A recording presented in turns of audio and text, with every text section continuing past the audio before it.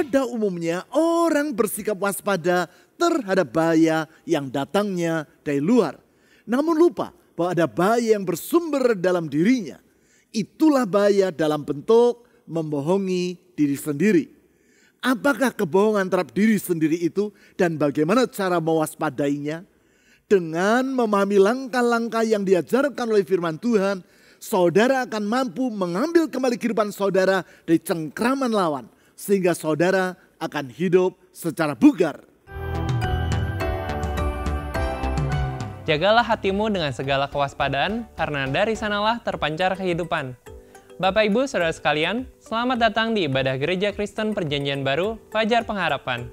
Membangun relasi yang akrab dengan Tuhan adalah kunci jawaban atas doa-doa kita. Ikuti pertemuan doa Oasis yang diadakan setiap hari Rabu pukul 10 pagi secara onsite di Jalan Pasir Koja 58, dan juga pertemuan doa kontemplatif setiap hari Kamis melalui kanal YouTube Doa Fajar Pengharapan yang dapat Anda ikuti di sepanjang hari. Bagi Anda yang memerlukan tempat khusus untuk berdoa secara pribadi, telah tersedia ruang doa personal retreat bagi Anda. Ruang doa personal retreat tersebut berada di satelit Pasir Koja dan di satelit Bandung Utara yang dapat Anda gunakan sesuai dengan jadwal hari dan waktu yang tertera di layar. Untuk menggunakannya, Anda tidak dikenakan biaya, namun Anda perlu mendaftar terlebih dahulu melalui SMS atau WhatsApp ke nomor 0811 841 765. Bagi Anda yang telah mengambil keputusan untuk menerima Yesus Kristus sebagai Juru Selamat, namun belum dibaptis, mari teguhkan iman Anda dengan memberi diri dibaptis air. Segera daftarkan diri Anda. Informasi dan pengumuman penting lainnya dapat Anda lihat dan ikuti di bagian menjelang akhir ibadah ini. Selamat beribadah!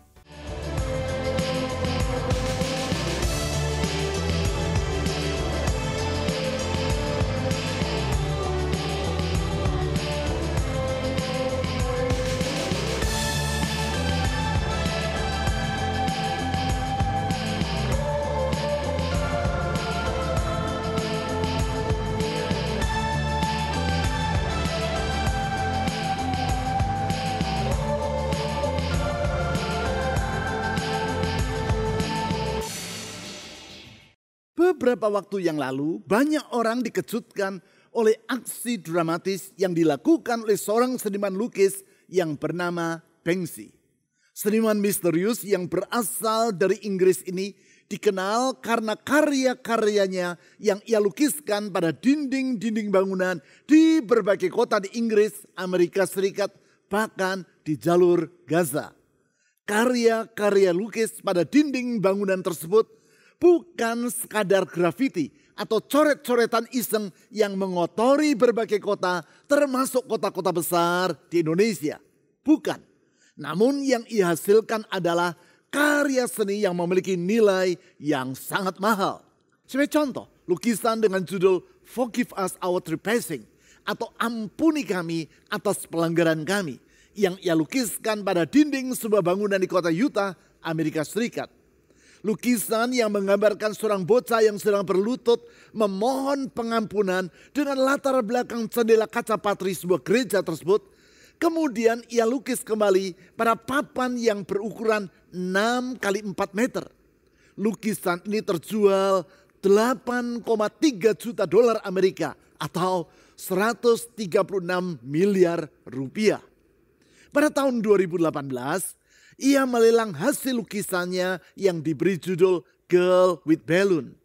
Lukisan yang menggambarkan seorang bocah perempuan yang memegang sebuah balon itu telah ia lukis beberapa kali di berbagai tembok di kota London. Selanjutnya, lukisan itu ia lukis kembali pada sehelai kertas yang berukuran 80 x 50 cm. Kemudian lukisan tersebut ia bingkai dengan sebuah figura dan dilelang melalui balai lelang yang sangat terkenal di dunia, yaitu Sotheby's di kota London. Sebagaimana layaknya sebuah lelang terbuka, lukisan Girl with Balloon tersebut ditawarkan oleh juru lelang dengan harga yang semakin lama semakin mahal. Sementara itu, para calon pembeli yang menghadiri acara lelang saling bersaing untuk mendapatkan lukisan tersebut. Akhirnya lukisan karya Banksy itu laku terjual dengan harga tawar yang tertinggi, yaitu 1,4 juta dolar Amerika atau 23 miliar rupiah. Ketika palu lelang diketuk oleh sang juru lelang sebagai tanda bahwa lukisan tersebut telah terjual, dan mata semua orang menatap sang juru lelang, terjadi peristiwa yang tidak pernah mereka duga sebelumnya. Kertas yang berisi lukisan yang baru saja terjual dengan harga yang sangat mahal itu nampak bergeser dan bergerak ke bawah sehingga keluar dari figura yang membingkainya. Saudara lihat apa yang terjadi? Lukisan senilai 23 miliar rupiah itu teriris-iris di depan mata para peserta lelang. Ternyata Banksy telah memasang sebuah motor pada figura yang membingkai lukisan tadi. Motor yang digerakkan dengan sebuah remote control atau pengendali jarak jauh. Ketika motor itu digerakkan, maka kertas pada figura tadi akan bergerak ke bawah. Selain itu, pada bagian bawah dari figura tadi, secara tersembunyi juga telah dipasang sebuah alat penghancur kertas atau paper shredder. Ketika palu lelang tadi diketuk, Banksy yang bersembunyi di antara para peserta lelang dan tidak mereka kenali, diam-diam menjalankan remote control. Sebagai akibat, kertas dengan lukisan Girl with Balloon tadi bergerak ke bawah melewati alat penghancur kertas dan teriris-iris sehingga terjuntai ke bawah. Ketika separuh dari halaman kertas itu telah teriris, Banksy menghentikan motor yang menggerakkannya.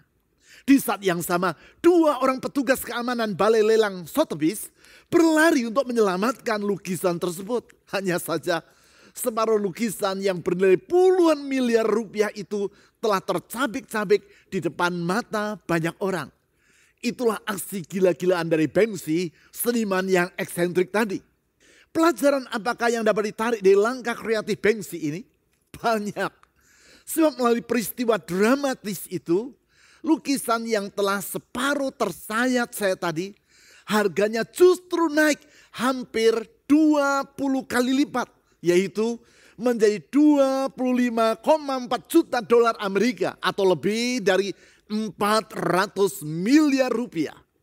Terlepas dari kenaikan harga lukisan tersebut, kita dapat menarik pelajaran penting, yaitu bahwa tak cukup orang bersikap waspada terhadap ancaman bahaya dari luar. Kewaspadaan terhadap bahaya dari luar itulah yang dilakukan oleh balai lelang Sotheby's dengan menempatkan beberapa petugas keamanan untuk menjaga lukisan itu. Namun mereka tidak menyadari bahwa selain bahaya dari luar, ternyata terdapat ancaman yang datang dari dalam, yaitu yang tersembunyi di balik figura. Sebagai akibat, bahaya dari dalam ini tidak mereka antisipasi sebelumnya. Prinsip yang sama juga berlaku bagi kehidupan kita.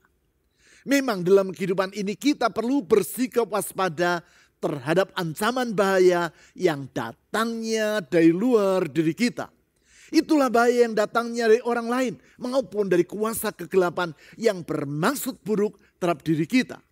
Namun kita juga tidak boleh bersikap lengah terhadap bahaya yang datangnya dari dalam diri kita sendiri. Itulah bahaya yang timbul dan bekerja di dalam pikiran kita.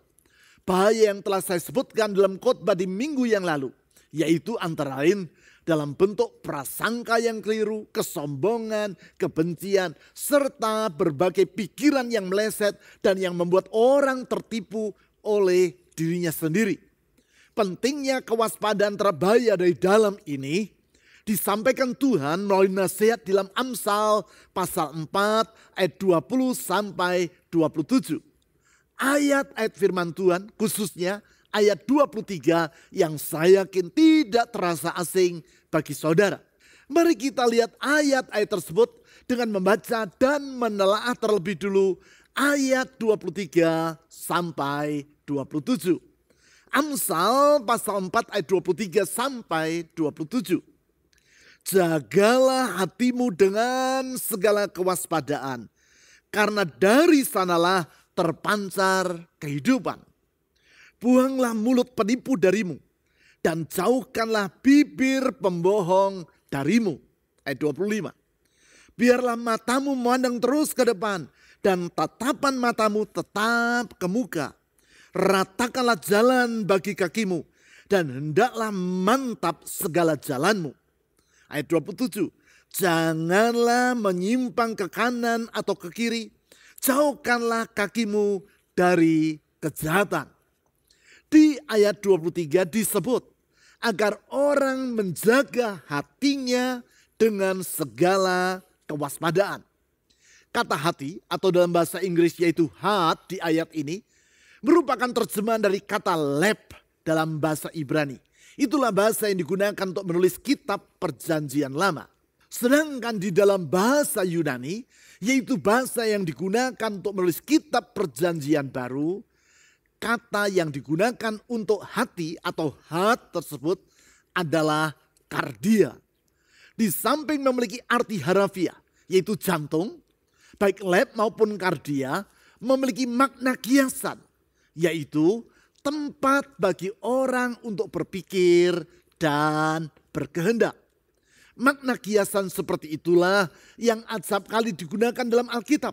Sebagai contoh, di dalam 1 Samuel pasal 27 ayat 1 disebutkan bahwa Daud berkata atau berpikir di dalam hatinya. Sehingga kata hati di dalam Amsal pasal 4 ayat 23 yang telah kita baca tadi dapat diartikan sebagai pikiran. Dengan demikian, maka ayat 23 tersebut dapat diterjemahkan menjadi jagalah pikiranmu dengan segala kewaspadaan. Memang, sebagaimana yang telah kita pelajari dalam 2 minggu yang lewat secara berturut-turut, menjaga pikiran merupakan kewajiban yang tak boleh diabaikan. Sebab bila pikiran kita dicemari oleh hal-hal yang negatif atau toksik, yaitu beracun, maka seluruh kehidupan kita pun akan teracuni. Sebaliknya, seperti yang telah kita pelajari dalam khotbah pada minggu yang lalu. Apabila kita mengisi pikiran dengan hal-hal yang positif, maka damai sejahtera akan memenuhi hidup kita. Tidaklah mengherankan apabila selanjutnya di ayat 23 tadi ditulis, karena dari sanalah terpancar kehidupan. Artinya, bagaimana keadaan hati atau pikiran kita akan menentukan kondisi kehidupan kita. Atas dasar itulah maka dalam Amsal pasal 4 ayat 24 tadi, Tuhan memberi nasihat sebagai berikut. Buanglah mulut penipu darimu dan jauhkanlah bibir pembohong darimu. Nasihat ini dapat mengandung 2 arti. Yang pertama, yaitu jangan kita menipu dan membohongi orang lain. Namun, nasihat ini juga memiliki makna yang kedua, yaitu jangan kita menipu dan membohongi diri kita sendiri. Sebagaimana yang telah saya kemukakan di awal dari uraian firman Tuhan ini. Orang cenderung lebih bersikap waspada terhadap bahaya yang berasal dari luar daripada yang bersumber di dalam dirinya sendiri. Demikian pula dalam hal bersikap waspada terhadap kebohongan. Orang cenderung lebih berhati-hati terhadap apa yang ia dengar dari orang lain daripada yang ia ucapkan kepada dirinya sendiri. Mengapa? Karena ia beranggapan bahwa adalah tidak mungkin ia akan membohongi dirinya sendiri. Padahal sebagaimana yang ditulis oleh Arthur C. Brooks, Profesor Manajemen dan Kepemimpinan pada Harvard Business School, dalam artikel di majalah Atlantic yang berjudul Quit Lying to Yourself, berhentilah membohongi diri sendiri. Sebenarnya semua orang suka membohongi dirinya sendiri.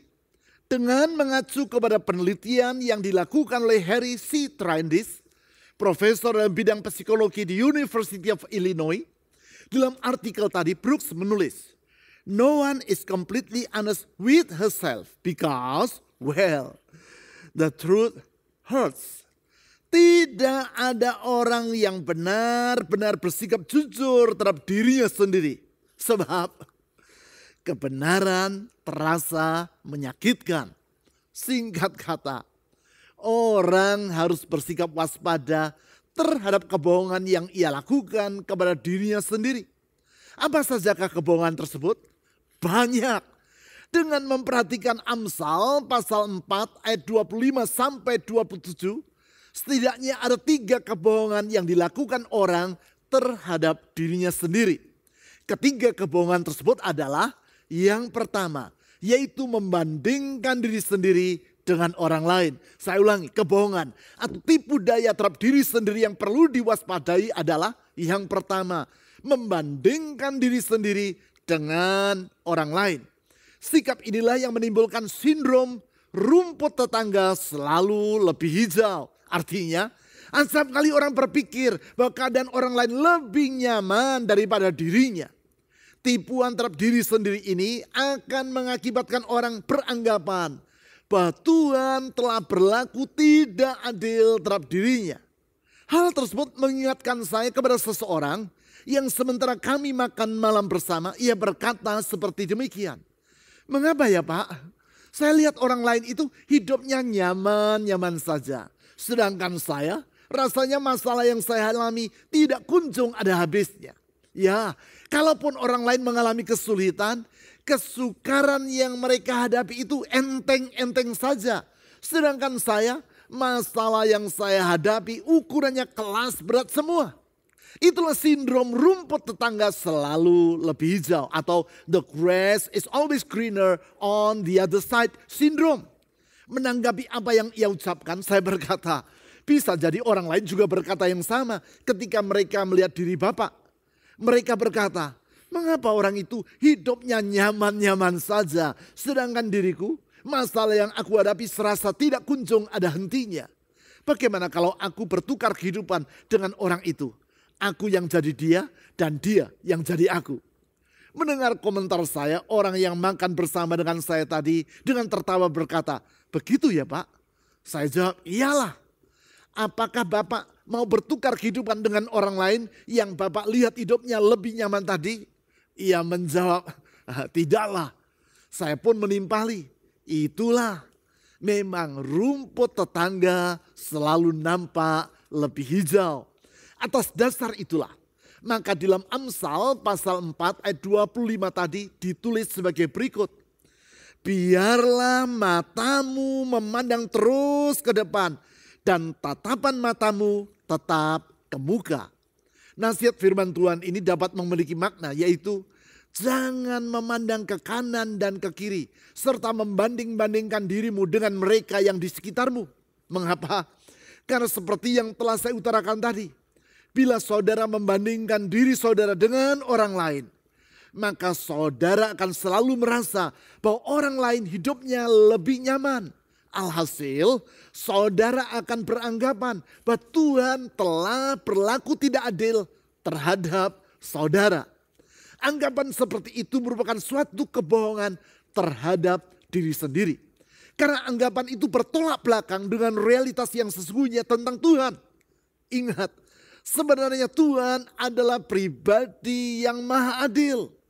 Dalam Roma pasal 2 ayat 9 sampai 11 dan Efesus pasal 6 ayat 9 diutarakan bahwa Allah tidak pernah membeda-bedakan orang berdasarkan latar belakang ras, budaya maupun tingkat sosial mereka. Oleh sebab itu, di ayat-ayat tadi ditegaskan bahwa Tuhan tidak pernah memandang muka. Siapapun diri saudara, bila saudara adalah umat dan anaknya, maka ia akan mengasihi saudara secara adil. Seperti yang ia lakukan terhadap anak-anaknya yang lain. Oleh karena itu, sebaliknya dari membanding-bandingkan diri dengan orang lain, maka seperti yang dinasihatkan di ayat 25 tadi, pandanglah terus ke depan dan tataplah ke muka. Artinya, ingatlah selalu bahwa Tuhan memiliki rencana untuk masa depan saudara. Dengan berpegang kepada firman Allah di dalam Yeremia pasal 29 ayat 11. Percayalah bahwa Tuhan memiliki rancangan bagi hidup saudara. Itulah rancangan damai sejahtera untuk memberikan kepada saudara masa depan yang penuh pengharapan. Lebih lanjut, Kebohongan atau tipu daya terhadap diri sendiri yang perlu diwaspadai adalah yang kedua, memandang bahwa tidak ada lagi masa depan. Saya ulangi, kebohongan atau tipu daya terhadap diri sendiri yang perlu diwaspadai adalah yang kedua, memandang bahwa tidak ada lagi masa depan.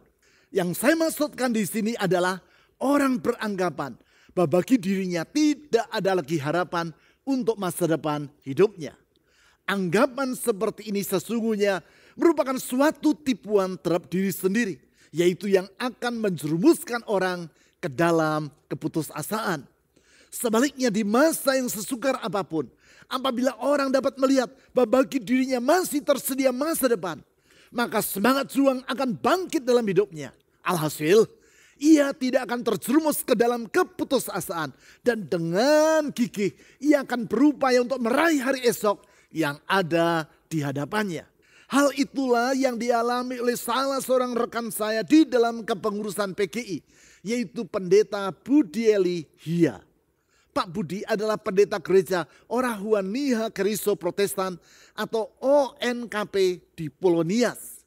Ia juga adalah seorang anggota pengurus Persekutuan Gereja-Gereja di Indonesia atau PGI periode 2014 sampai 2019. Pada bulan Juni tahun 2016, yaitu seusai kegiatan di salah satu gereja di wilayah Nias Barat, bersama dengan 2 orang rekannya, ia menyewa sebuah perahu dengan maksud untuk memancing di laut. Belum lama mereka berlayar, mendadak cuaca yang cerah dan laut yang tenang itu berubah dengan cepat.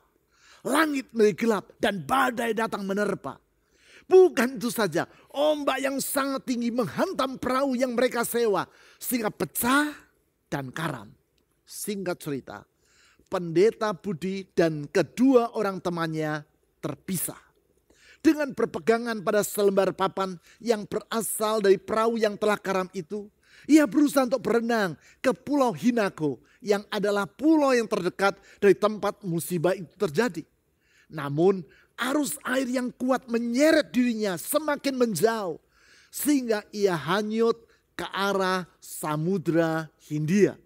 Sementara malam pun mulai tiba. Ia terus berdoa memohon pertolongan Tuhan, menyanyikan lagu-lagu rohani dan tak henti-hentinya mengucapkan pengakuan iman rasuli. Dalam keadaan terombang-ambing tanpa kepastian itu, ia hampir menyerah dan membiarkan dirinya hanyut di bawah arus.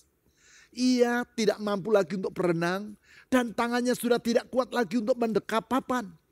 Matanya terasa sangat pedih karena terus-menerus tersiram air laut sehingga ia tidak mampu lagi membuka matanya.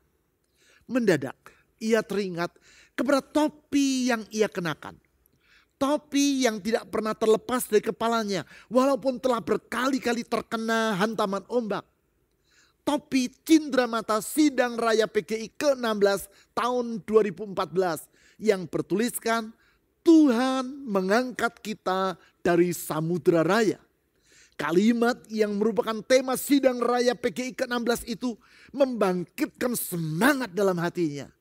Ia percaya Tuhan akan mengangkat dirinya dari Samudra Raya yang ganas tersebut. Sekarang dari keputusasaan, pengharapan bangkit kembali dalam dirinya. Oleh karena itu ia pun berdoa dan berjanji kepada Tuhan, yaitu apabila Tuhan memberi pertolongan, maka apapun kesukaran dalam pelayanan yang ia hadapi, ia tidak akan mundur dari panggilannya sebagai seorang hamba Tuhan. Ia akan lebih sungguh-sungguh melayani Tuhan. Begitu selesai berdoa, di luar yang ia pikirkan, mendadak datang arus air laut yang kuat dan yang membawa dirinya berbalik sehingga menjauh dari Samudra Hindia. Bukan itu saja, arus air tadi mengakibatkan ia terdampar dengan selamat di sebuah pulau kecil bernama Pulau Asu setelah 11 jam terkatung-katung di laut lepas. Oleh karena itu, benarlah firman Tuhan dalam Amsal pasal 4 ayat 25 sampai 26 yang telah kita baca tadi, yaitu biarlah matamu memandang terus ke depan dan tatapan matamu tetap ke muka. Ratakanlah jalan bagi kakimu dan hendaklah mantap segala jalanmu. Dengan kata lain, jangan biarkan pikiran saudara menipu dengan berkata, tidak ada lagi masa depan bagi diriku. Sebaliknya percayalah bahwa rencana Tuhan bagi hidup saudara belum berakhir. Keyakinan tersebut akan memampukan saudara untuk terus memandang ke depan. Sebagai akibat, jalan yang sukar pun akan terasa rata. Dan langkah-langkah saudara untuk menyongsong masa depan itu akan menjadi mantap. Sesungguhnya kasih setia Tuhan tidak pernah berubah dan tetap untuk selama-lamanya. Sekarang yang ketiga, kebohongan atau tipu daya terhadap diri sendiri yang perlu diwaspadai adalah menilai bahwa kejahatan tidak akan membawa konsekuensi. Saya ulangi, yang ketiga, kebohongan atau tipu daya terhadap diri sendiri yang perlu diwaspadai adalah menilai bahwa kejahatan tidak akan membawa konsekuensi. Pandangan seperti ini akan mengakibatkan orang meremehkan kejahatan. Dan ia akan terbiasa melakukan kejahatan tersebut tanpa merasa bersalah. Alhasil pada akhirnya runtuhlah kehidupan yang bersangkutan. Memang tidak jarang tipu daya seperti itu muncul dalam pikiran orang. Tipu daya yang berkata, tidak apa-apa. Semua orang juga melakukan hal ini. Toh mereka tidak mengalami konsekuensi apapun juga. Demikian pula kalau aku melakukannya, tidak akan ada konsekuensi yang terjadi. Itulah sebabnya di dalam Amsal pasal 4 ayat 27 ditulis sebagai berikut. Janganlah menyimpang ke kanan atau ke kiri. Jauhkanlah kakimu dari kejahatan. Artinya, ketika tipu daya muncul dalam pikiran saudara dan mengajak saudara untuk melangkah menyimpang dari kebenaran, jangan turuti tipu daya tersebut. Sebaliknya, tetaplah berjalan dengan lurus di jalan Tuhan dan jauhkanlah langkah saudara dari kejahatan. Di dalam hal ini kata-kata yang diucapkan oleh Ralph Waldo Emerson, penulis dan penceramah yang hidup di Amerika Serikat 200 tahun yang lalu, sangatlah tepat. Ia berkata, sow a thought and you reap an action. Sow an act and you reap a habit. Sow a habit and you reap a character. Sow a character and you reap a destiny. Kalimat yang artinya adalah taburlah pikiran dan Anda akan menuai tindakan. Taburlah tindakan dan Anda akan menuai kebiasaan. Taburlah kebiasaan dan Anda akan menuai karakter. Taburlah karakter dan Anda akan menuai masa depan. Prinsip itulah yang tergambarkan dalam kisah tentang seekor katak yang dimasukkan ke dalam panci yang berisi air. Kemudian panci itu ditaruh di atas kompor dengan api yang kecil sehingga suhunya naik secara perlahan. Perubahan suhu air yang berlangsung dengan lambat tadi tidaklah terasa oleh sang katak. Karena seperti yang sudah ketahui, katak adalah hewan yang berjenis darah dingin. Itulah hewan yang suhu tubuhnya dapat menyesuaikan diri dengan suhu lingkungan di tempat ia berada. Alhasil, ketika suhu air mencapai 50 derajat, sang katak tetap merasa tenang dan ia berenang dengan biasa saja. Suhu air naik menjadi 60 derajat. Tubuh sang katak menyesuaikan diri sehingga ia tidak menyadari bahwa dirinya sedang menghadapi bahaya. Suhu air naik menjadi 80 derajat.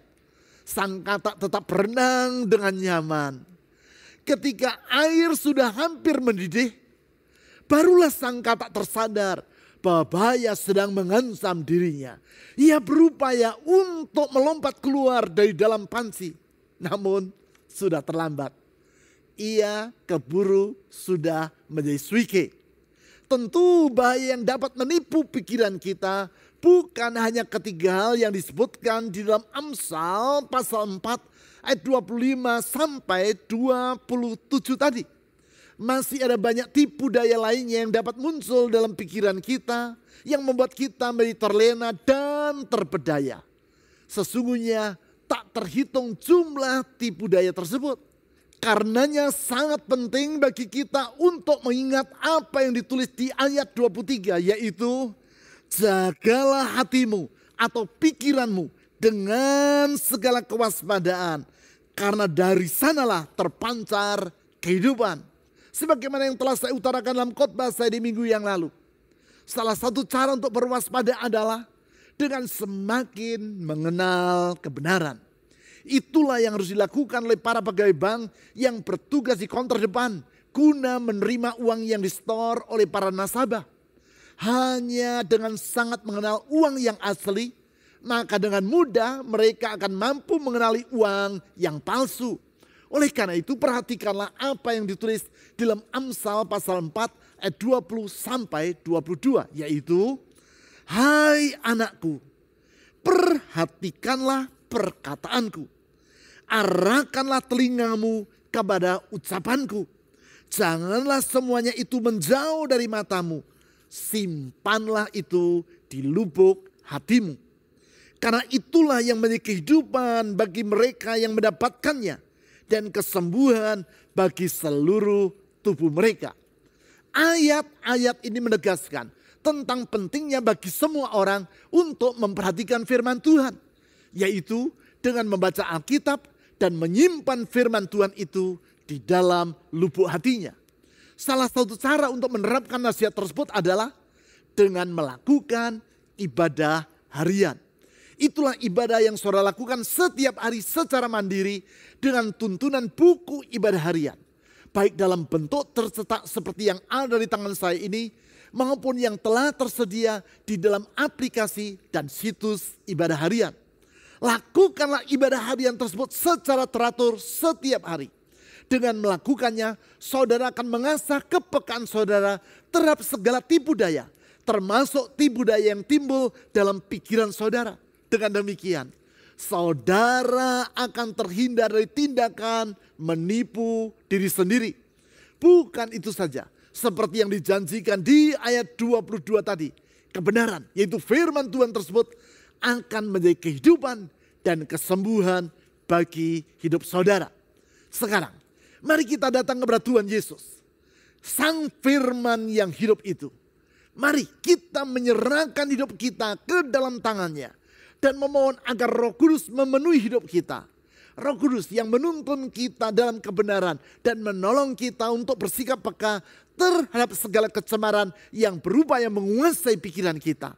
Oleh pertolongan Tuhan Yesus, Roh Kudus dan firman-Nya, kita akan berjalan dalam terang Allah dan mengambil alih kehidupan dari para lawan yang berusaha menguasainya. Take back your life. Ambil kembali hidup Anda. Mari kita berdoa.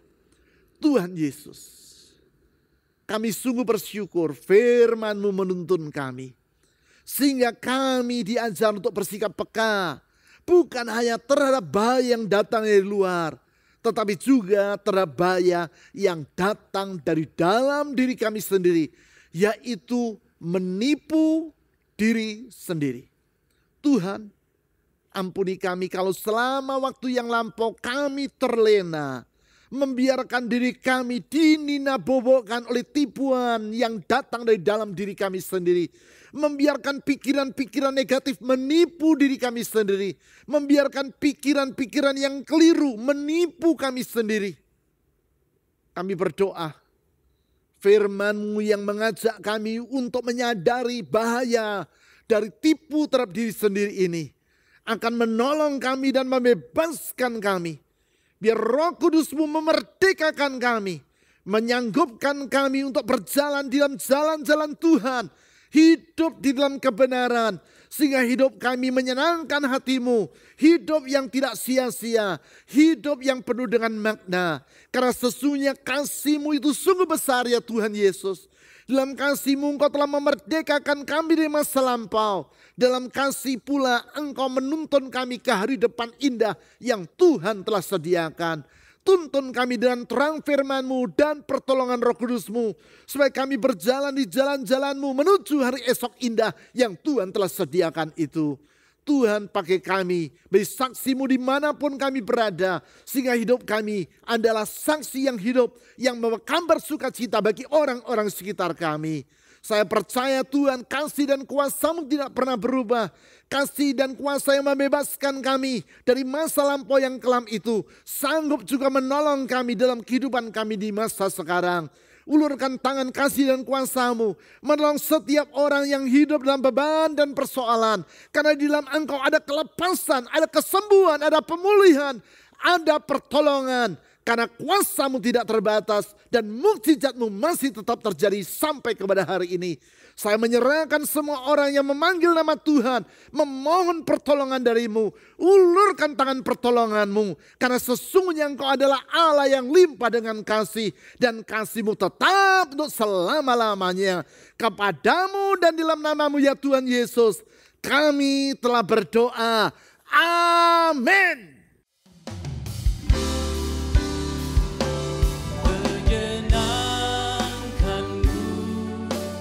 Senangkanmu, hanya itu kerinduanku. Menyenangkanmu, senangkan hatimu, hanya itu kerinduanku. Menyenangkanmu,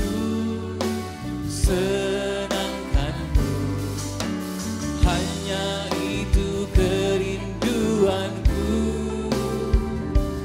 Menyenangkanmu, senangkan hatimu, hanya itu kerinduanku. Berikut adalah beberapa informasi dan pengumuman penting dari gereja kita yang dapat Anda ikuti.